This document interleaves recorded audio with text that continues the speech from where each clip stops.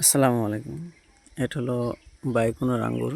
অনেকেই দেখতে চেয়েছিলেন যে গুটি কলম আসলেই শিকড় আসে কিনা। এই যে এখানে গুটি কলম করেছিলাম, শিকড় আসছে। এটা আর কিছুদিন পরে কেটে নেবেন। দেখেন এটা 12 মাসে ফলন দেয়। যেখানে পাকতে শুরু করেছে, এখানে আবার নতুন করে ফুল, আবার এখানে সুন্দর কালার হয়ে গেছে।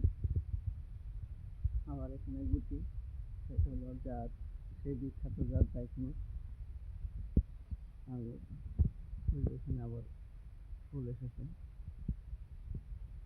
এটার চারা বিক্রি করা হবে ইনশাল্লাহ। এই যে দেখেন মাশাআল্লাহ কত সুন্দর শিকড় এসেছে। জাতটা খুব ভালো, এটা 12 মাসই ফল। দেখুন পানি দিয়ে দেবো।